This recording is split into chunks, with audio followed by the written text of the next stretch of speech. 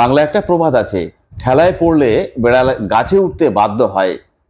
এখন রাজ্য সরকার কি সেই পর্যায়ে পড়ে গেল? রাজ্য সরকার ঠেলায় পড়ে গেল, এখন ডিএ দিতে বাধ্য হবে। সেরকমই ঘটনা ঘটেছে যে সুপ্রিম কোর্টে যে ডিএ মামলাটা ছিল, রাজ্য সরকারি কর্মচারীদের যাদের যে ডিএ বকেয়া রয়েছে দীর্ঘদিন যাবৎ, তারা বঞ্চিত হয়ে আসছিলেন আর্থিকভাবে। এবং সবথেকে বড় কথা হচ্ছে অবসরপ্রাপ্ত কর্মচারী যাদের বেতন, চাকরি শেষ হয়ে গেলে অবসর নিলে তাদের বেতন বন্ধ হয়ে যায়, তারা পেনশন পান এবং তাদের বকেয়া ডিএ যেগুলো রয়েছে চাকরিতে থাকাকালীন, সেই ডিএগুলো তাদের বকেয়া রয়েছে, সেই ডিএগুলো পাননি। স্বাভাবিকভাবেই অবসরপ্রাপ্ত কর্মচারীরা এবং চাকরিরত কর্মচারীরা ভীষণভাবে আর্থিকভাবে বঞ্চিত হচ্ছিলেন দীর্ঘদিন ধরে, যারা আর্থিক লোকসানের মধ্যে তারা পড়েছিলেন। এ নিয়ে মামলা হয়, হাইকোর্টে পরাজিত হয় রাজ্য সরকার, পরবর্তীকালে সুপ্রিম কোর্টে যায়। সুপ্রিম কোর্টে একের পর এক ডেট পেছোতে থাকে এবং লম্বা লম্বা ডেট পড়তে থাকে। একটা সময় এই মূল মামলাকারী যারা, এই অবসরপ্রাপ্ত কর্মচারী যারা অল্প টাকা পেনশন পান, সেই পেনশনের টাকায় তারা মামলা লড়ছেন, আইনজীবী নিয়োগ করছেন। অন্যদিকে সরকারি কর্মচারী যারা আর্থিকভাবে বঞ্চিত, ডিএ না পেয়ে, বকেয়া ডিএ না পেয়ে, তারাও পকেটের পয়সা খরচা করে আইনজীবী নিয়োগ করেন। এইভাবে আইনজীবী নিয়োগ করতে করতে তারা কিন্তু একটা সময় ডেট পেছোতে পেছোতে খানিকটা হতাশাগ্রস্ত হয়ে পড়েন। এরকমই অবস্থা তৈরি হয়েছিল, কারণ তাদের একের পর এক ডেট পেছোচ্ছে, তাদের পকেটের অর্থ খরচ হচ্ছে, আইনজীবী নিয়োগ করতে হয়, প্রচুর পরিমাণ অর্থ তাদের ব্যয় হচ্ছে। আর রাজ্য সরকার তো সরকারি কোষাগারের টাকায় আইনজীবী নিয়োগ করছেন লক্ষ লক্ষ টাকা ব্যয় করে, সেখানে তো সরকার পক্ষের খুব একটা অসুবিধা হওয়ার কথা নয়।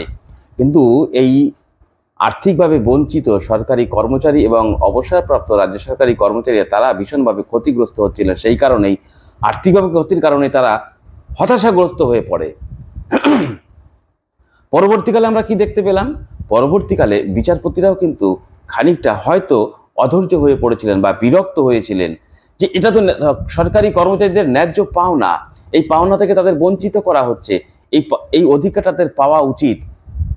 সর্বশেষ পিছুতে একটা সময় এসে বিচারপতিরাও কিন্তু নির্দেশ দিতে বাধ্য হন, আগামী 4 সপ্তাহের মধ্যে যে ডিএ বকেয়া রয়েছে মহার্ঘ ভাতা, সেই মহার্ঘ ভাতার 25% মহার্ঘ ভাতা আগামী 4 সপ্তাহের মধ্যে রাজ্য সরকারকে পরিশোধ করতে হবে, না হলে অন্য ধরনের পদক্ষেপ বিচারপতিরা গ্রহণ করবে, সুপ্রিম কোর্ট গ্রহণ করবে।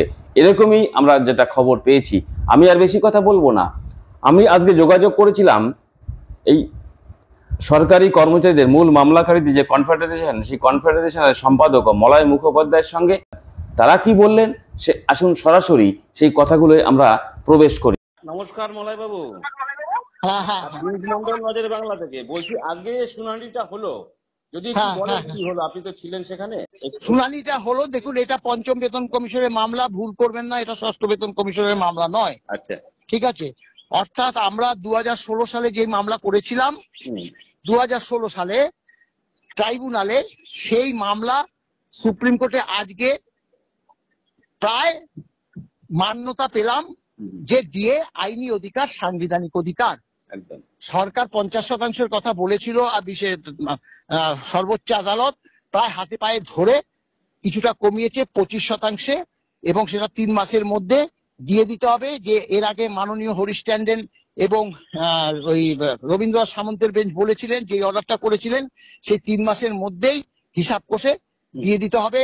40,000 কোটি টাকা, 41,000 কোটি টাকা তো লাগবে বলেছে সরকারি কর্মচারীদের দিয়ে দিতে, মানে বকেয়া দিয়ে দিতে। এটা অভিষেক মনু সিংভি জমা দিয়েছে অফিসিয়াল ভাবে। তাহলে তার 4 ভাগের 1 ভাগ কত হয়? সেটা 10,000 কোটি টাকা, এই তো দিতে হবে। যেটা রাজ্য সরকার বারবার একটা অনীহা প্রকাশ দেখা যাচ্ছিল, সেখানে একটা রাজ্য সরকার বড় ধাক্কা গেল। রাজ্য সরকারের পক্ষে বলা হচ্ছে এত পয়সা অর্থ নেই দেওয়ার মতো। সেক্ষেত্রে বিচারপতি কি বললেন সেটাই? রাজ্য সরকার তো, বিচারপতিরা জানে, বিচারপতিরা তো বলে না।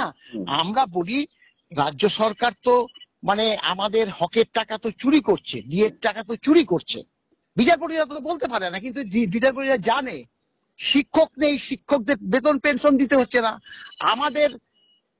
আমাদের আপনার প্রচুর সরকারি কর্মচারী শূন্য পদে রয়েছে, তাদের বেতন পেনশন দিতে হচ্ছে না।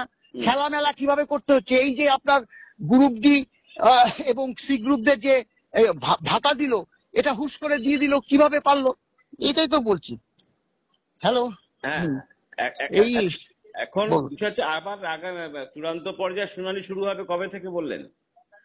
আগস্ট মাসে সেটা জানিয়ে দেবো, আগস্ট মাসে পরবর্তী শুনানি, সেটা অর্ডারেই পেয়ে যাবো। ঠিক আছে, অর্ডারটা একটা জিনিস যেটা পরিষ্কার হলো, আপনাদের যে দাবিটা ছিল ন্যায্য দাবি, সেখানে আপনারা জয়ের দিকে এগিয়ে চলেছেন।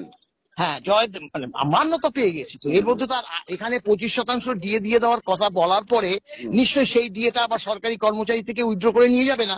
ঠিক ঠিক ঠিক। যে মানে আমরা আইনি অধিকার পেয়ে গেছি, সাংবিধানিক অধিকার পেয়ে গেছি, all India consumer price index অনুসারে যে দিয়ে দিতে হবে সেটা পেয়ে গেছি, অতএব স্বাভাবিকভাবে দিয়ে দিতে হবে। এই আপনার একদম শেষ কথা, সেটা হচ্ছে কর্মচারীরা এই মামলা পিছিয়ে যাওয়ার ফলে বারবার পিছোচ্ছিল, সেখানে দাঁড়িয়ে কর্মচারীরা খানিকটা হতাশ। শুনুন, অনেক দেখুন, অনেক কটূক্তি শুনেছি, হ্যাঁ, কর্মচারী সমাজের থেকেও শুনেছি। আবার মানে ম্যাক্সিমাম কর্মচারী আমাদের পক্ষে ছিল, তারা আমাদের আর্থিক অনুদান দিয়ে আমাদের অনেকটা হেল্প করেছে, নালে এত বড় লড়াই আন্দোলন আমরা করতে পারতাম না। আজকে তারা আমাদের বিপক্ষে গিয়ে অনেক কটূক্তি করেছে, এর মধ্যে হয়তো শাসক দলের কিছু ছিল নিশ্চয়ই, এবং সে তাদের বিরুদ্ধে আমরা মানে ধরে ধরে কিছু বলিনি, এগুলো আমাদের ব্যথিত করেছে। আজকে দেখুন 2016 সাল থেকে আমরা মামলাটা করেছি, আজকে 3 দিন ধরে পড়ে রয়েছি সুপ্রিম কোর্টে। আমাদের শ্রম, আমাদের পরিশ্রম, আমরা সেটাকে কোনো গুরুত্ব দেইনি।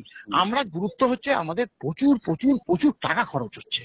দেখুন আজকে এই যে আইনজীবী যারা আছে, তারপরে এখানে কোর্ট ক্লার্ক আছে, এ চাই ও চাই করতে করতে প্রচুর টাকা, এবং বিমানে এই যে আমরা ক্যান্সেল করলাম কত টাকা খরচা হয়ে গেল।